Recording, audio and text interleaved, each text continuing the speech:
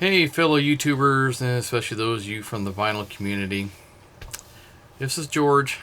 Welcome to my channel at Vinyl Rescue. I'm going to be steering into a little bit different direction on my channel. I've already been doing, I'm just going to be doing more of it. And this is regards to turntable refurbishment and or servicing along with optional upgrades.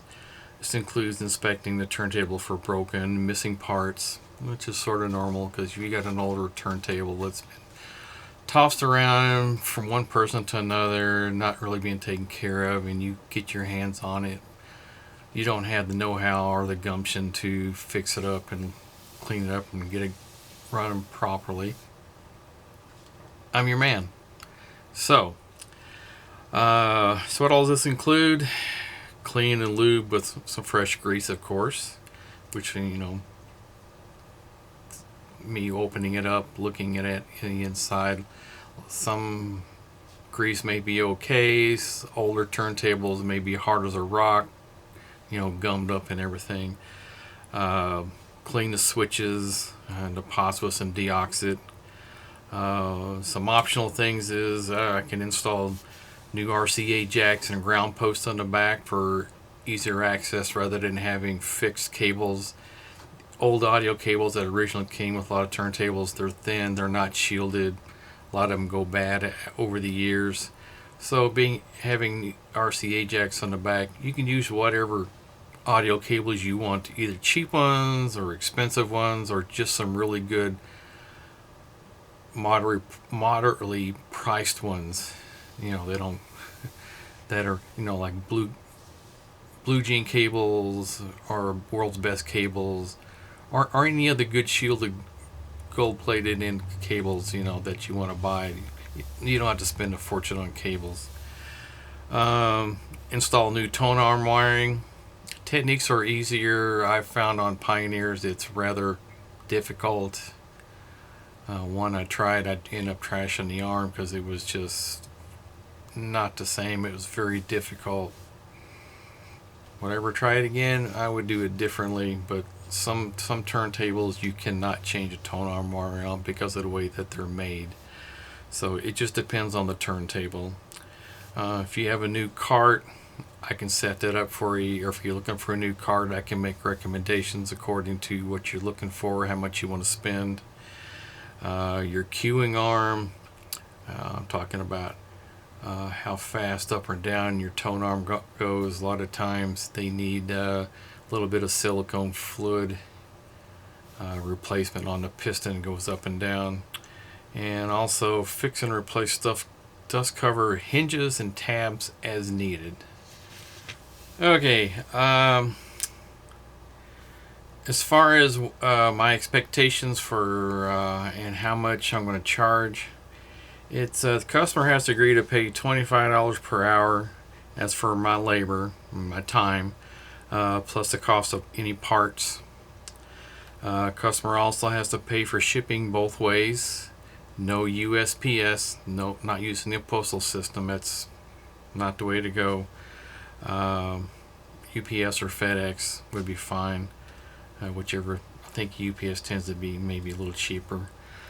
Forms of payment. PayPal. I do prefer PayPal, so that way I can send you an invoice. That way you get a detailed breakdown of my labor, how many hours I spent, how much for parts that I bought, that I had to get. I also take Venmo or Cash App, but I still like to give you a list of what parts I've used to fix. While I'm working on customers' turntables, I do keep them updated. I send them updates, sometimes pictures, maybe video clips of some particular issues going on. Let them know what's going on with the turntable while I'm working on it. And also for any changes for like something comes up that's broken that I found that needs more parts, so we can talk about extra cost if needed.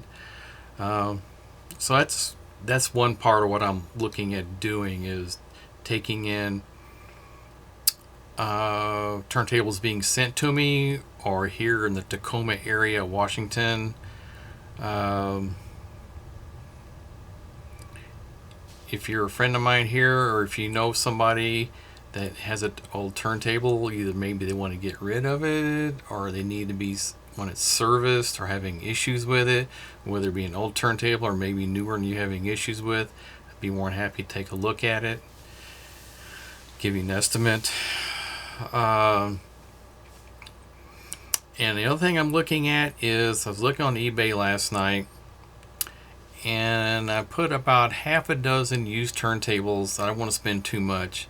One's needing repair or for parts, and I wouldn't try to part out. I'd prefer to buy a turntable that actually is running, and then I can work on it from there. Buying them, fixing them, repairing them, refurbishing, lube, new RCA jacks, ground post, anything else that may need to be fixed. They may or may not have a cover. Getting a dust cover for them, aftermarket ones, can be rather expensive, and I would put that upon anybody who wants to buy the turntable to purchase that for themselves. I I have them for mine, but when I'm playing an album, I don't use the cover on them. I'm doing all this because I'm looking to fully retire here, possibly within the next couple of months. A little unhappy with a certain situation at my employer. I can start taking Social Security and maybe work for them just a little bit longer, but there's a certain situation. I'm not going to go into details because I don't want to get into any politics on my channel at all. But I'm just not happy with something that's coming down the pipeline, and I'm not going to put up with it, period. So, but want to get into this because this is something that I thoroughly enjoy. I love working on turntables. I think to me it's fun. It takes up it takes up my time, but if I can be off 7 days a week doing this, because currently right now I'm working the weekends, I would have more time to do this. From my days when I was in high school working on my 70 GTO, and then I went in the Air Force, worked aircraft for 20 years. When I got out, working a couple of different jobs, and in between I picked up a hobby of repairing and building computers. And now, since I gotten back into turntables, about 2006, I broke out my old turntable, and then when it didn't want to work anymore. Fred, you okay? My chihuahua's having puppy mares. Anyway, and in 2012, I bought my first new turntable. Long story short, it ended up being a pile of junk. So then I bought my rig into 2017, or beginning of 2017, and then I got into getting some vintage turntables from Goodwill, refurbishing them, modding them, and then I've had some sent to me from New Jersey, Arizona, California, and then the most recent one was from New York. They all paid for shipping back and forth, for parts and for labor, and everybody was happy with everything that I did to them. So this is where I'm going with my channel. I'm still going to do needle drops of my favorite music, and in between, still going to continue doing that. I also do have a new email address for my channel. It's vinylrescue1980. That's the year I graduated high school, and sort of tells my age. So this is where I'm going with my channel.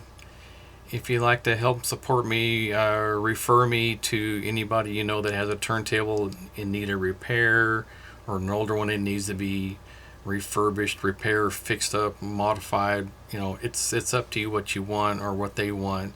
So referrals would be great. So other than that, I'm just going to put this out there, and hopefully I get a good response and some support. And Last thing I'll say is long live vinyl. Thank you.